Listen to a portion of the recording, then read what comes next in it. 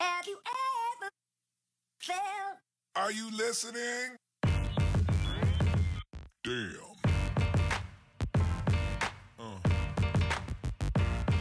Yeah. Yeah. Yeah. All right, what's up, everybody? Luke Thomas. This is the Monday Morning Analyst. This is a shorter podcast than I do normally in the live chat. This one's only about 30 minutes or so. A lot to get to on today's podcast. I'm going to try and give the things that matter the most the right amount of attention. As always, you can follow me on Twitter at SBNLukeThomas, or you can email me at luke.thomas@sbnation.com. So 4 things I think we have to get to. So we have we have Bellator on Friday night, then World Series of Fighting on Saturday night, UFC on last night, and then I want to make a brief mention, if I can, of Bermain Stavern versus Deontay Wilder. So let's just go in chronological order, and then that's the way we'll do it.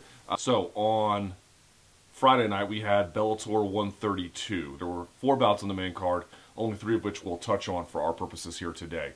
The first of which was Fernando Gonzalez took on Marcin Held. He won via unanimous decision, 30-27 across the board. This was a bit of a weird fight. It was really the kind of fight that I thought Fernando Gonzalez was going to win if it looked like that, which is to say, Zaromskis is a high-risk taker. He does big movements, both defensively to move around or to launch a strike, which makes him easy to counter. But also, if he lands, there's high risk, high reward. If he hits you with one of those things, it's a big to-do, and if he moves out, he can reset the whole exchange between you two. Fernando Gonzalez sort of kept it close, but the weird part was that Zaromskis obliged him.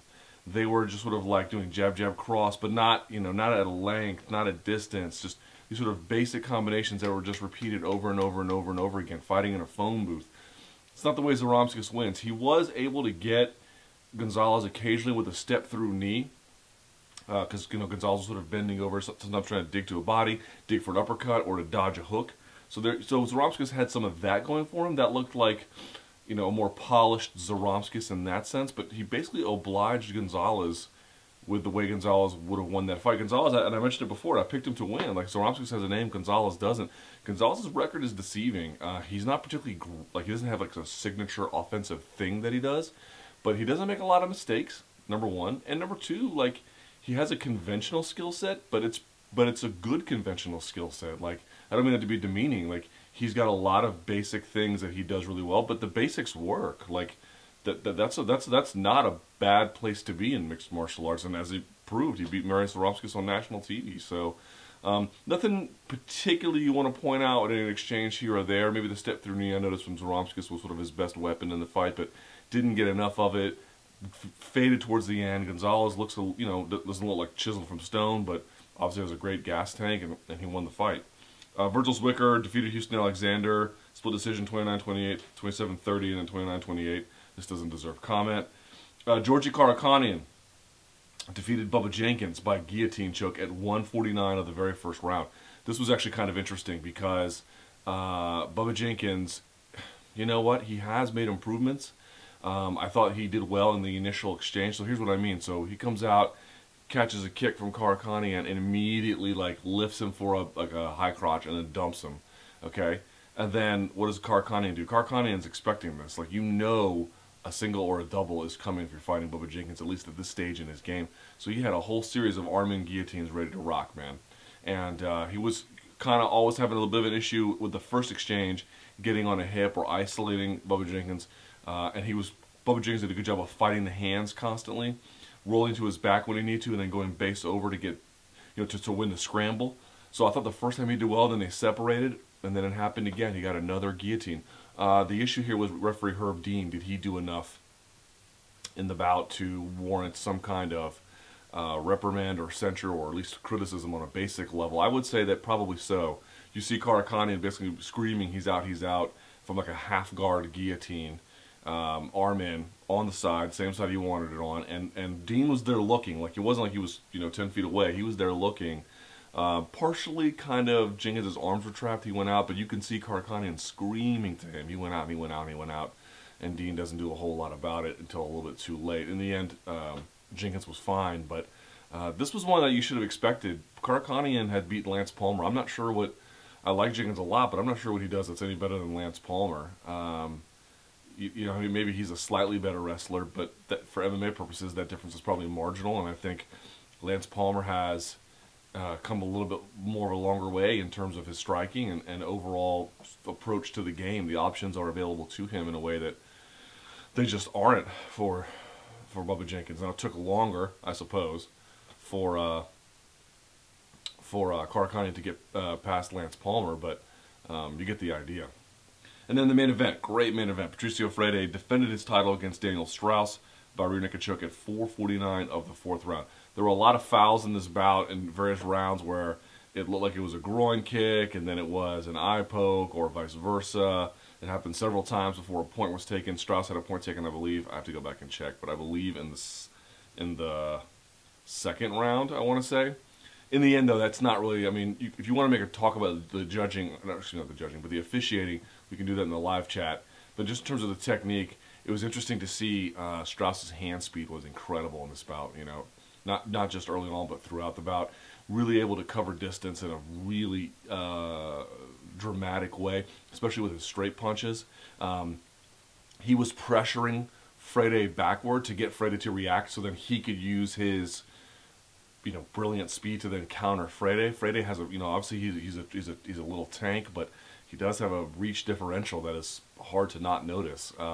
So that was a big problem for him. And early on, Straus was winning the bout. I mean, for the first 3 rounds, it's not hard to argue that Straus was the guy who was in charge. He really was. You know, it was kind of incredible in that way. But towards the end, and this always happens with Daniel Straus, he made a really, really, really, really poor decision.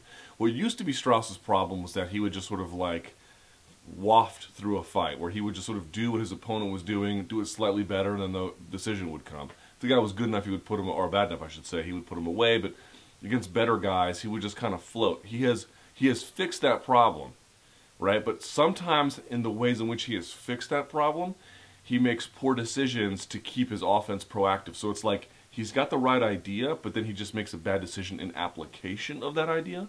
Now, against Freire, it's hard to make a lot of good decisions. Understand that. This is what the criticism I'm making here is very minor, but he did lose. And he lost in a similar way that he would lose to Pat Curran. So how did it end? Well, 4th round, I believe he had Freire. It was a takedown exchange, and Freire was on the side of him and then stepped over with his left leg, stepped over the legs of Straus, and that should have been the signal to not do what he did, which was he locked up a Kimura grip. Now, everyone asked me, like, why would you lock up a Kimura grip like that when you know it's not secure? For folks who may not know, I mean, a Kimura grip, a double wrist lock, it's like the strongest grip you can have. Even with a gi, it's like the strongest grip you can have. It's such a powerful grip that I think it's alluring to people, that they want to lock it up even when it's bad positions because they feel like it's security. Like, if I just lock this up, then I know you, my opponent, have to respect it. And that's true, you do. But the difference was, it's actually, people were like, well, he didn't lock it up with any form of guard. That's true. That's not my biggest complaint. He locked it up with no form of guard while Freire had stepped over the legs. That is the difference.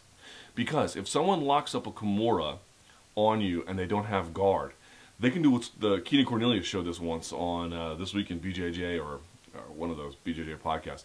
I've tried it. I'm not very good at it because I'm not nearly as mobile as Keenan, or, you know, not Keenan in any respect whatsoever. But you get the idea. If Freire had been like he was on the side, like he had passed Straus and not, you know, virtually mounted him, Straus could have used that Kimura grip to whip around and take the back. That is a very possible, real thing to do. But what happened was Freire had stepped over the legs, and once you do that, there's no ability to spin. And once you step over the legs, all you gotta do is take the back. That's it, which is exactly what he did. And, you know, from there, you got a black belt like that on your back, it's going to be hard to fight him off, even as talented as Daniel Straus is. So, to me, it's like everyone's like, oh, you know, Straus choked. I don't really see it like that. I mean, he literally choked, but I want to compliment him in a way because I know what he's doing. He's trying to keep the offense moving in ways in which he did not used to do, in ways he used to give away rounds.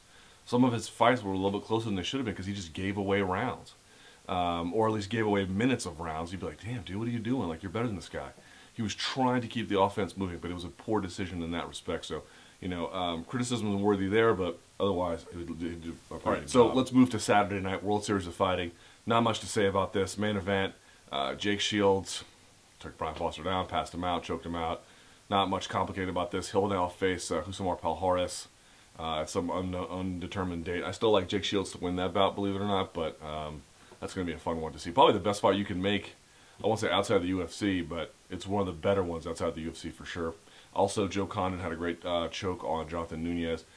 You ever notice, like when Cain Velasquez, sometimes when Junior Dos Santos would threaten a guillotine, he would roll to his back to break it, to avoid it.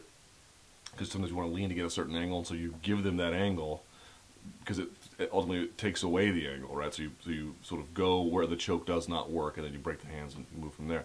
So you see Condon trying to roll, or rather you should see Nunez trying to roll to his back, but he gets his legs trapped by Condon. Condon doesn't let him, but he still has the crank/choke.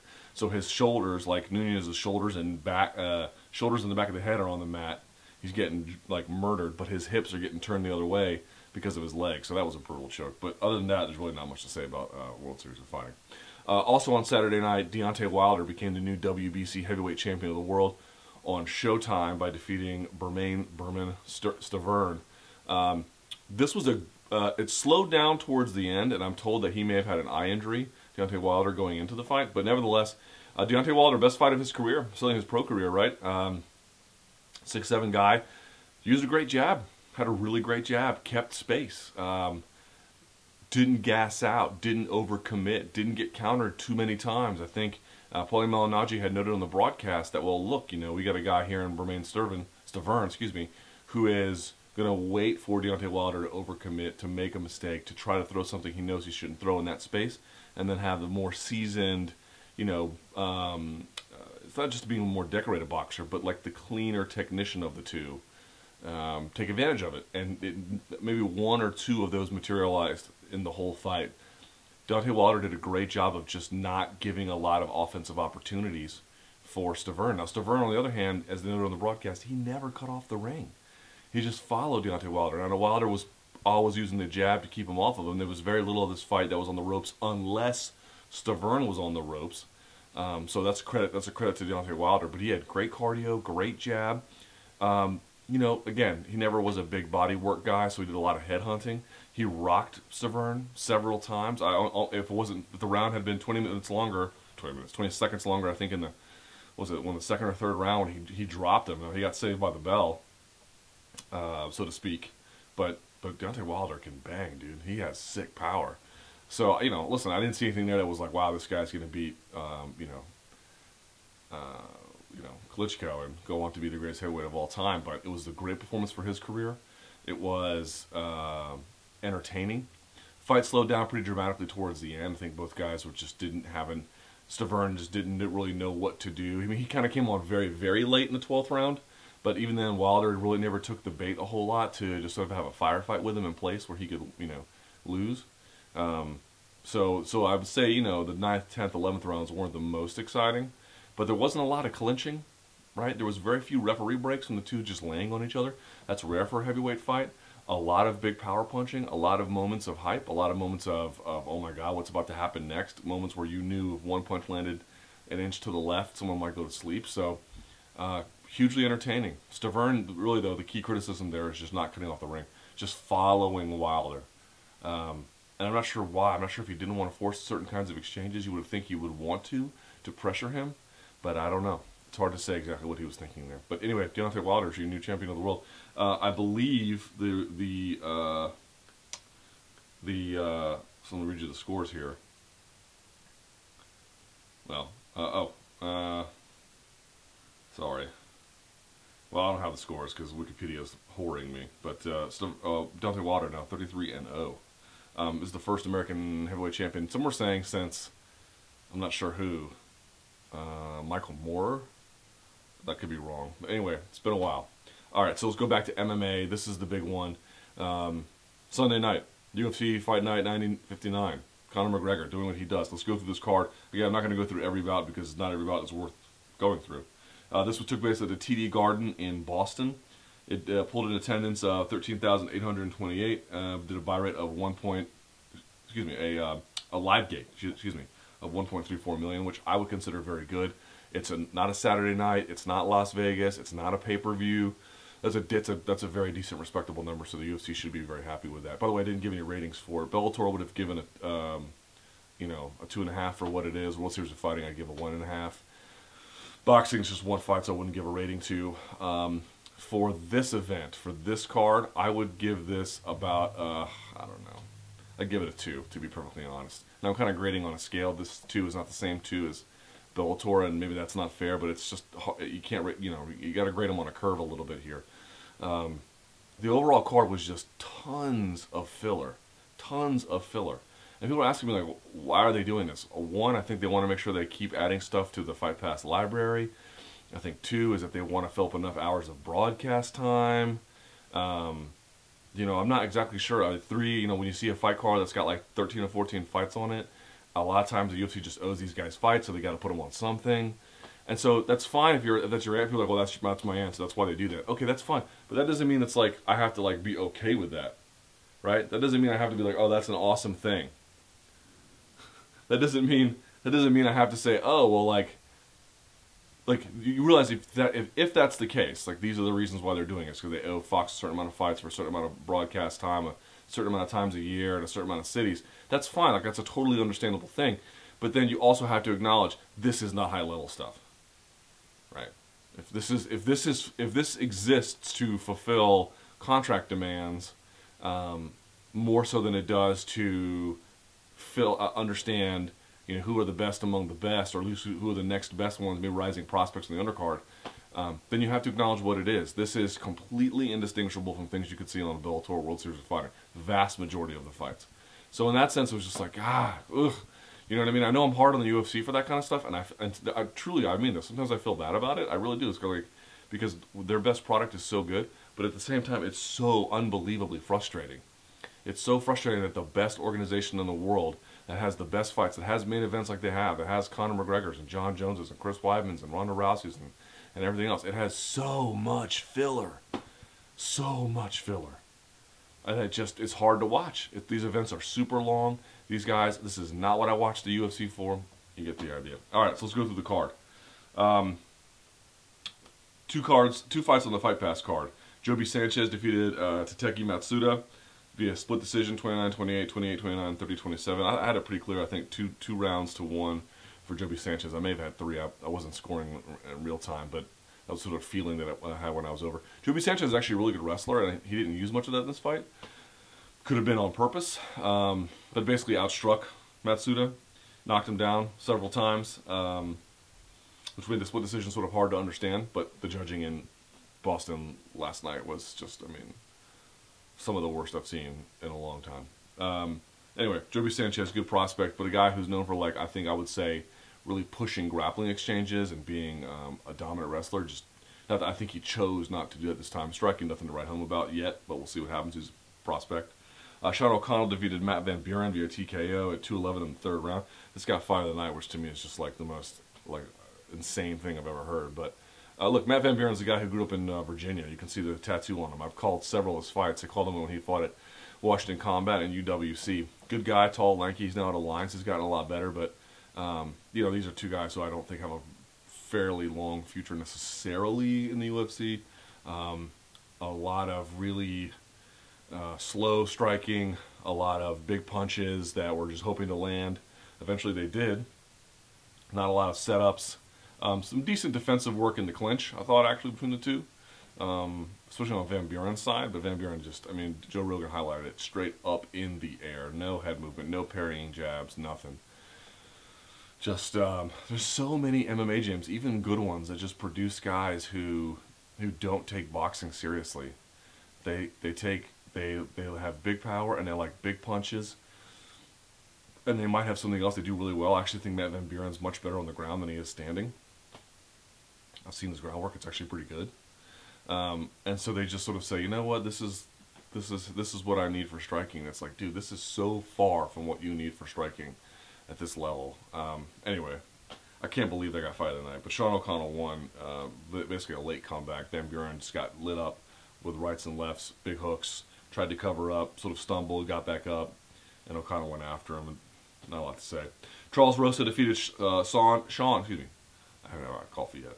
Charles Rosa defeated Sean Soriano via Darce choke at 4:43 of the third round. There's some controversy about the tap, but it's a tap if you ask me.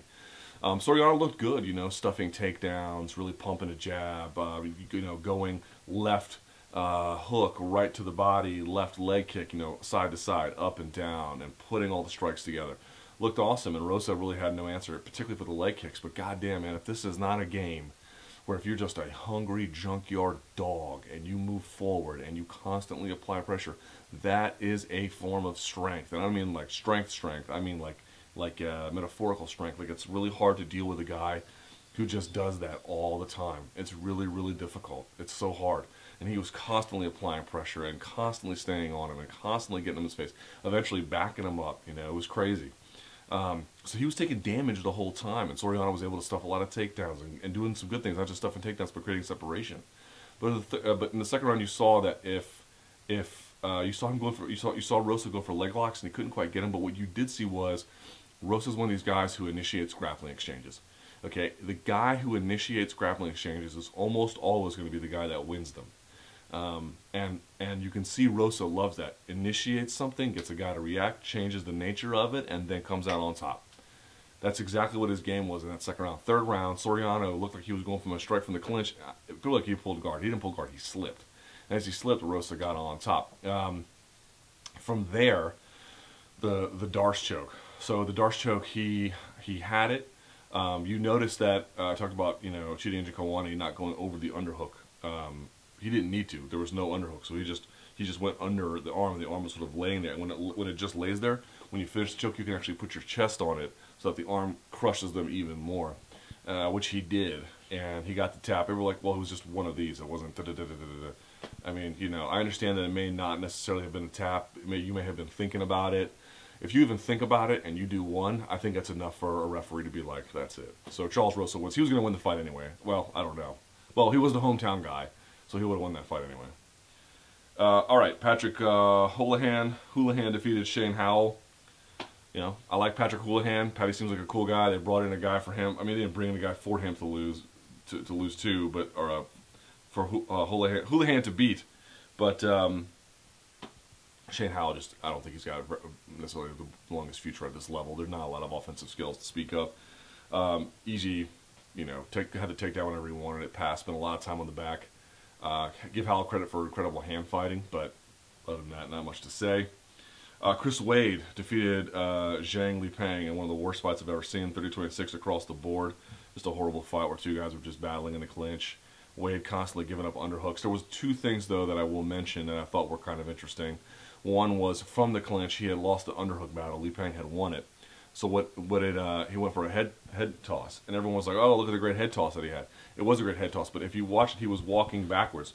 Lipeng was pushing him. So he waited as his opponent is walking in the direction you want to throw him. You wait and then you turn and you throw him. So he got him with that. That was slick.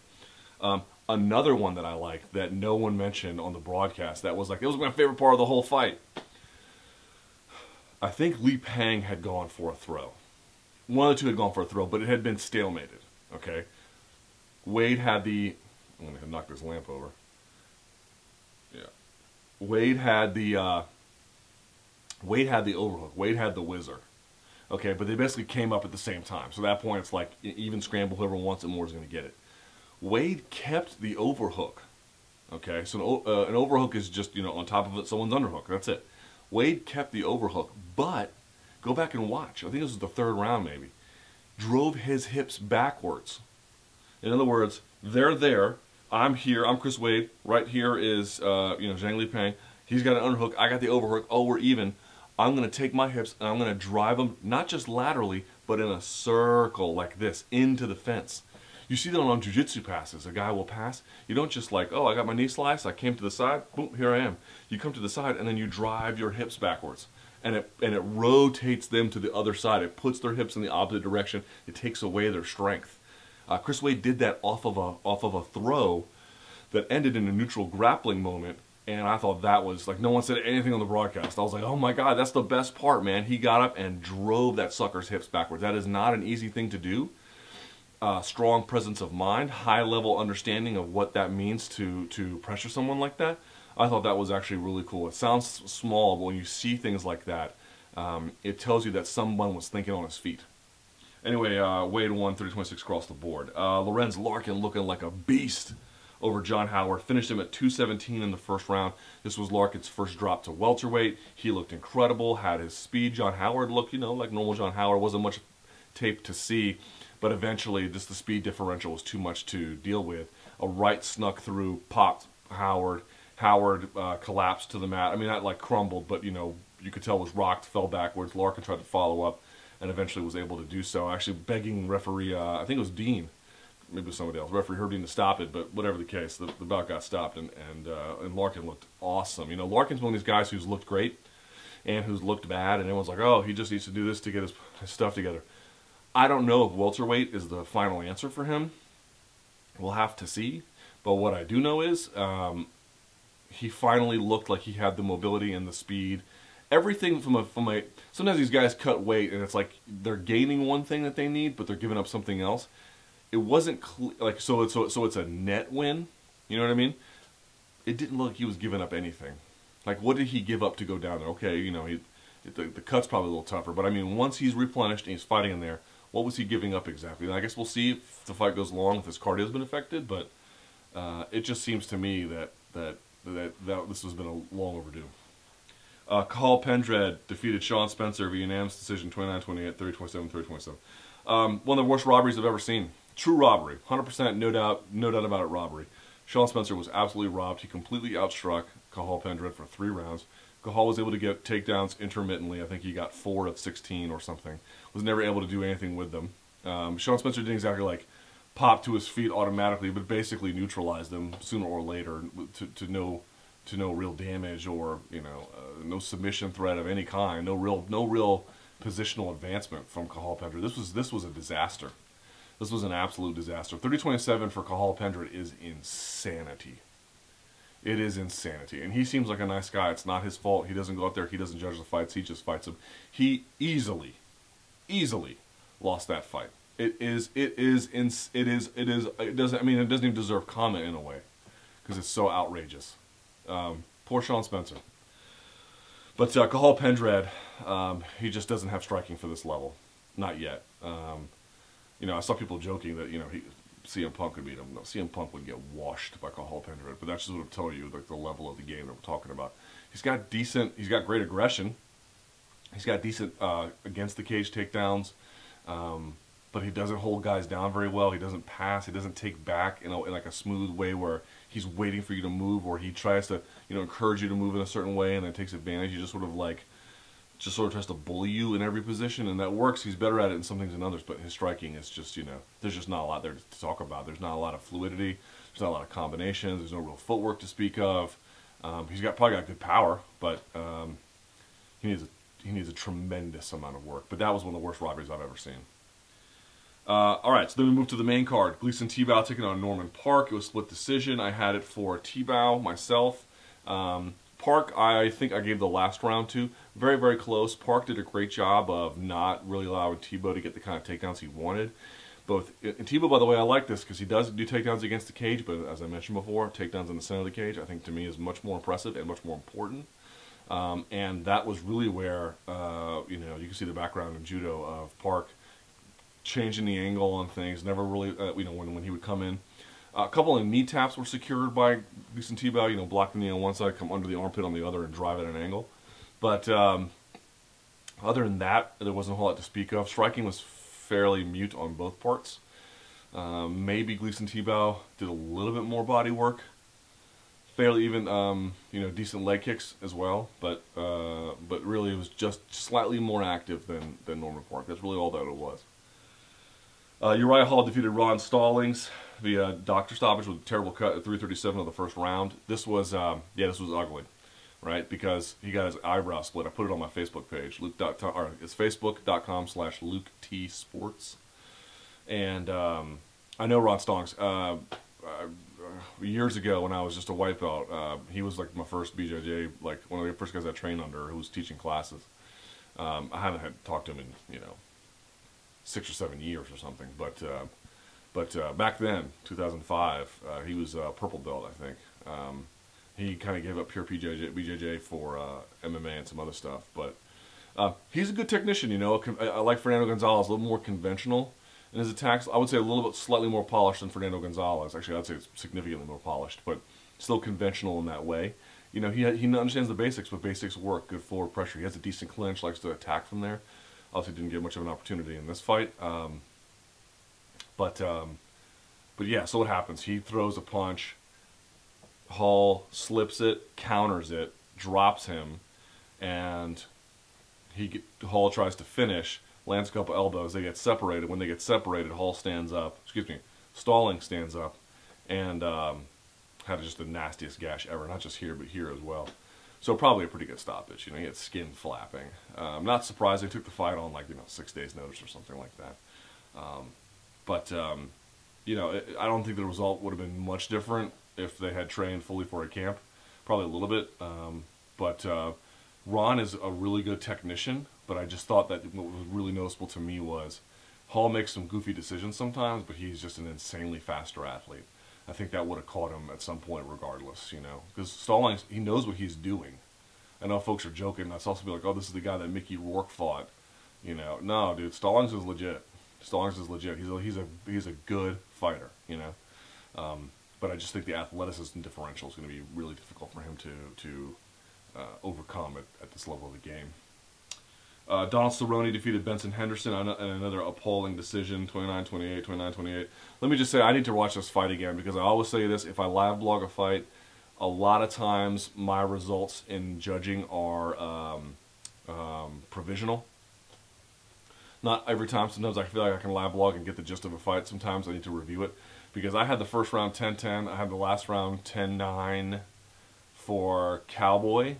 Did I? No. Last one. Here's what I had. I had first round 10-10 and the other 2 rounds for Henderson.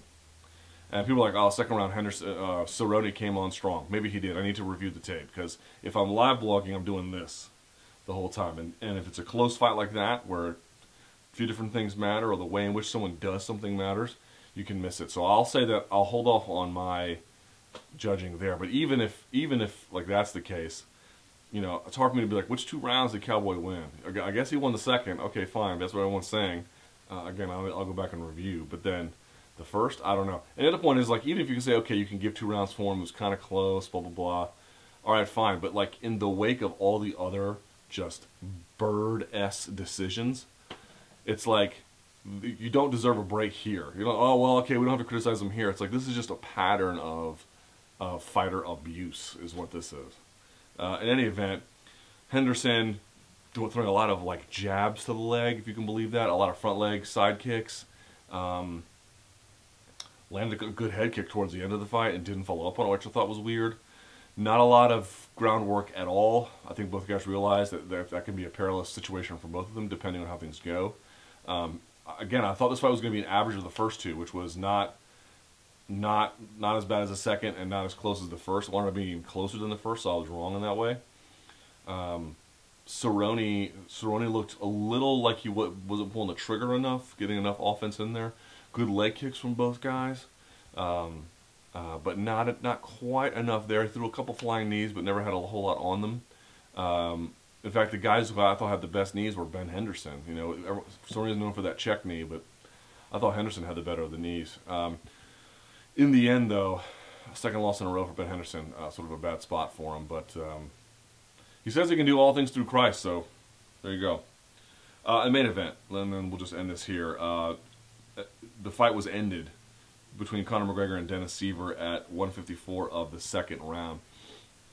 Put this computer down. Yeah, this was it was everything I expected it to be. Let me just say about Conor McGregor a couple things. He is an excellent fighter. You know, and I mentioned this on Twitter. We always talk about, oh, he's a big mouth, and he got this because of that, and he got this because of that. And maybe all that's true. Maybe he did get where he is because he has a big mouth, and people from his country love him. Maybe all that's true. Even if it is true, that's got nothing to do with the fact that that dude can fight. He can really, really, really fight. He is a very good fighter. Whether he deserves a title shot over Frankie Edgar is a debate for another day.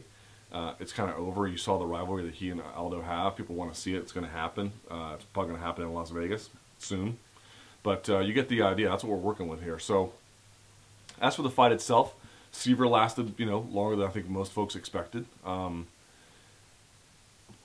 here's what I saw from McGregor, because this is the most important part. One, if you want to beat McGregor, you need to take him out of his comfort zone, because he's in there with like manifest destiny. He believes that he's going to go in there and just win with ease. And so he tries things and he's totally comfortable. You need to make him panic. You need to make him defensive. You need to make him back up. You need to make him do things that second guess himself. And that's going to be very hard to do. Obviously easier said than done. But you certainly can't do what everyone else is doing, which is just letting him go out there and paint this masterpiece for people. That was one. Secondly, how about the takedown defense? Not that great, but getting up I thought was really good. He was able to get up pretty quickly. Dennis Siver's not your best wrestler, but we at least got some bit of an answer as to whether he can defend takedowns. I don't think he can defend takedowns that great, but it looks like he can get up really easily. And I think that might be obviously something to keep in mind. That can be exhausting over time, depending on how long it takes, but you get the idea. So there's that. Secondly, and Dennis Siver noted it, the guy's accuracy, the guy's creativity, and the guy's ability to measure distance. So he'll pop you short, get you to move a certain way, and you think you're in an out-of-range safe zone, and then he doesn't really leap into it. He's just able to connect at that space as well. So he connects at all these different ranges in very short succession. Really important to watch. I think he has good power. And no one talked about the leg drag pass, where he... so an arm drag is if I have your wrist and I have the back of your arm and I pull it to the side and I can get an angle on you, that's a leg drag. Or that's an arm drag. A leg drag is when your hips are going this way. I have one leg between your legs, and your hips and your shoulders are going the other way. So you're flattening them in opposite directions. He used the leg drag to then pass to mount. You switch your own legs, and then you just basically just sort of slide over into the top position. That's indication of two things to me. One, great presence of mind to pick that dominant position, and two, leg drag is not the most like complicated berimbolo thing, but it just sort of indicates a certain, again, a comfort level and enough of an understanding of the game to apply certain things at certain moments. I thought that was really cool. What else did I see from Conor McGregor that I thought was awesome? Good cardio, good chin. Was kind of forcing a couple of exchanges against the fence. Siver caught him a couple times. Didn't seem to hurt him at all. So, listen, Conor McGregor is an excellent, excellent, excellent fighter. Is he going to beat Jose Aldo? I don't know. I think Aldo's leg kicks are going to give him a problem. Then again, McGregor's forward pressure on Aldo is going to give Aldo a problem. So, I would favor Aldo if you're asking me up front, but I think if folks are going there and expecting Conor McGregor to get blown out, you're going to be sorely disappointed. Conor McGregor can fight, and you need to accept it, and he's very, very good, and you can hate him, and you can hate, he drives me crazy when he doesn't pronounce the letter H when a T is in front of it.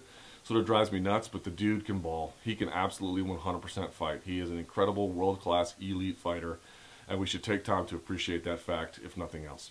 He is also the fighter of the card. Jake Shields, the fighter of the card for World Series of Fighting. Deontay Wilder for obviously his. And then on Bellator, I am actually going to give that to Georgia Karakanian, even though some might say it should go to Patricio Freire. With that said, follow me on Twitter at SBNLukeThomas. I'm on Facebook, facebook.com/Luke T Sports. You may also email me at luke.thomas@sbnation.com. This has been the Monday Morning Analyst. Thank you for your patience. See you guys next week.